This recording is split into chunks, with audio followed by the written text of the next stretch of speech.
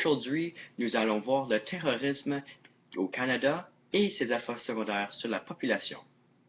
Avant de commencer, nous avons appelé un spécialiste pour nous donner un peu de renseignements sur le sujet. Je me nomme Josh Poruzzo. Je suis police provinciale de l'Ontario depuis 26 ans. Dans ce temps, je n'ai jamais été dans une situation de terrorisme. Cependant, j'ai vu les conséquences du terrorisme au Canada. Le terrorisme est tout ce qui a le but d'intimider la société. Les attaques récentes sur nos forces armées sont des attaques de terrorisme car ça intimide les soldats et leurs familles. En effet, il parlait de la fusillade à Ottawa le 22 octobre 2014 et l'attaque sur les soldats militaires à Longueuil le 20 octobre 2014. Voici des renseignements sur leur attaque. Le 22 octobre 2014, Ottawa a vu un des pires attaques terroristes au Canada. Michael Zahaf-Bibeau, âgé de 32 ans, a commencé son attaque en tuant un soldat militaire. Il est allé aux tombes du soldat inconnu à Ottawa et a tiré un des gardes. Son nom est Corporal Nathan Cirillo. Après qu'il a tué le soldat militaire, il a continué son attaque et puis a précédé vers le Parlement.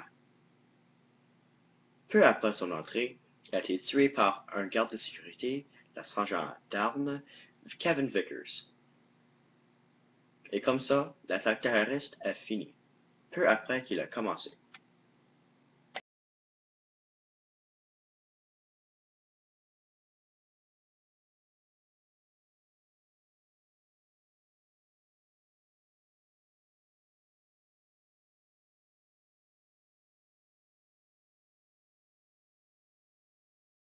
Cependant, ce n'était pas la seule attaque de cette sorte. 2 jours auparavant, à Longueuil, à Québec, Martin Couture-Rouleau, âgé de 25 ans, a frappé 2 soldats militaires avec son auto. Un des soldats est décédé. Adjudant Patrice Vincent, âgé de 53 ans, est décédé comme conséquence. Après le frappeur avec son auto, Couture-Rouleau est parti et il y avait la police qui l'a chassé. Après une petite surprise, l'auto de Couture-Rouleau s'est retrouvé dans le fossé où il est sorti puis a menacé la vie des policiers avec un couteau. La police n'avait aucun choix mais de le tuer avec ses armes.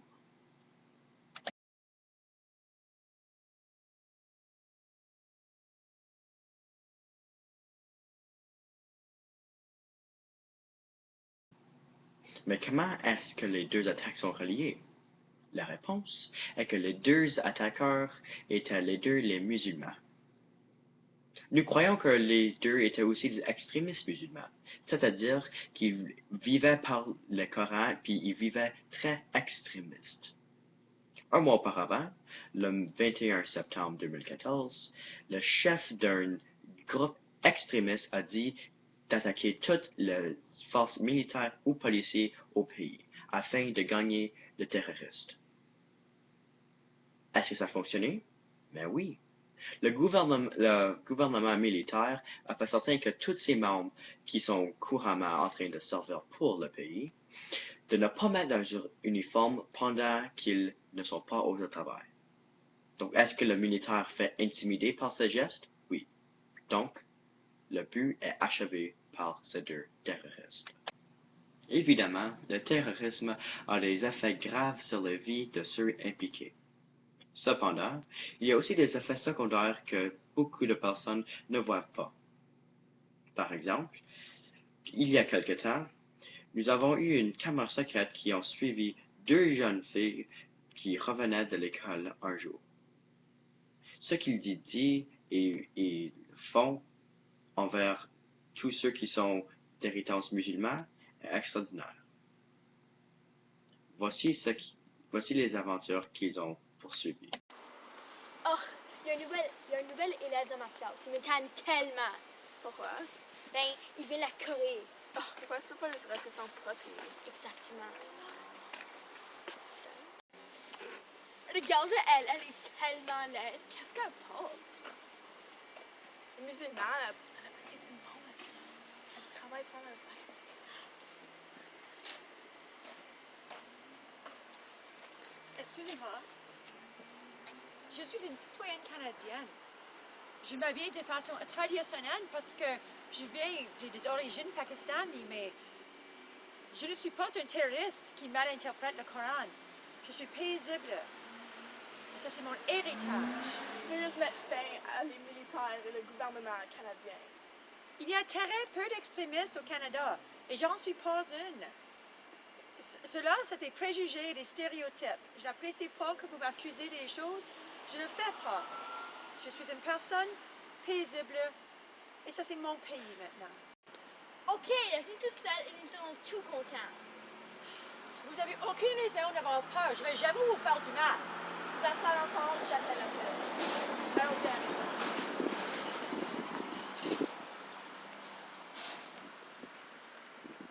Le cas qui a été enregistré est qu'un seul cas de préjugés et de superstitions au Canada de plusieurs.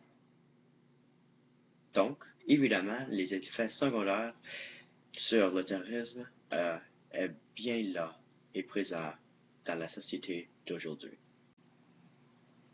Évidemment, les attaques par les extrémistes musulmans ont bouleversé le pays. Mais, est-ce que les seules attaques terroristes au Canada récent? La réponse est non. Le 4 septembre 2012, Paul Marois a été élu premier ministre du Québec à Montréal. Cependant, pas tout le monde était en accord avec ce résultat. Donc, un homme nommé Richard Henri Bain, âgé de 63 ans, a décidé que Paul Marois n'était pas la meilleure candidature pour le poste de premier ministre et donc voulait l'assassiner. Alors, une fois élu, il a sorti une carabine et a tiré une cartouche comme une tentative de la tuer.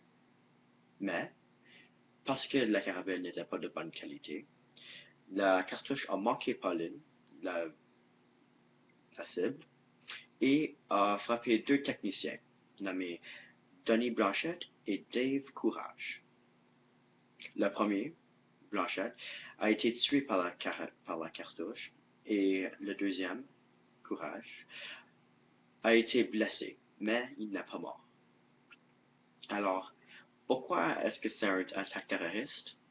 Ben, il y avait un but d'intimider tout le gouvernement et tous les citoyens, et il y avait un effet par force, c'est-à-dire une carabine et une tentative d'assassinat.